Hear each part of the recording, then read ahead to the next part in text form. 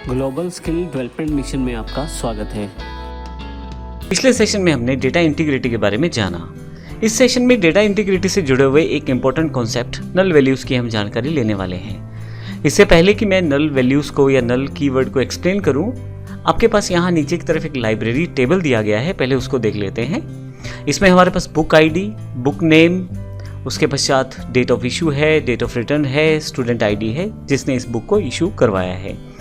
अब यहाँ पे मान लीजिए बुक इशू हो चुकी है, तो जैसे पहली बुक है जिसका आईडी है B101 C++ की बुक है, 20/5/2017 को इसे इशू कर दिया गया है।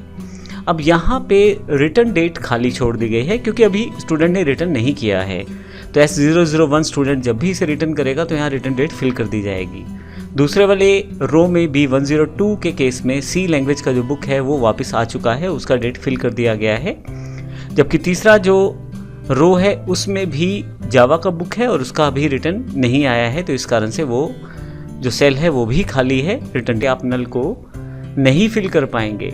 तो यहाँ पे ध्यान रखिएगा, प्राइमरी की जो कि बुक आईडी है हमारे पास यहाँ पे, अगर मैं यहाँ नल को फिल करना चाहूँ तो नहीं कर पाऊँगा।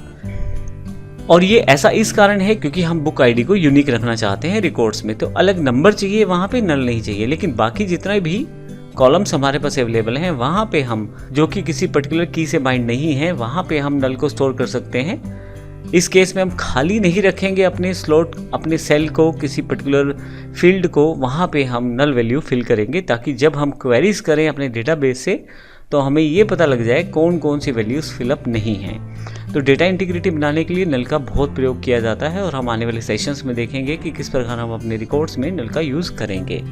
नल को अपडेट करना भी आसान रहता है और इन्फॉर्मेशन फाइंड करना भी आसान रहता है, क्योंकि इन सभी रिलेटेड सेशंस में हम लोग इंपॉर्टेंट टर्म्स की जानकारी ले रहे हैं और मेरे हिसाब से नल बहुत इंपॉर्टेंट टर्म रहता है। इसकी जानकारी हमें पहले होनी चाहिए ताकि जब हम MySQL को प्रयोग करें तो इन सब कॉन्सेप्ट के बारे में हमें पता होना चाहिए।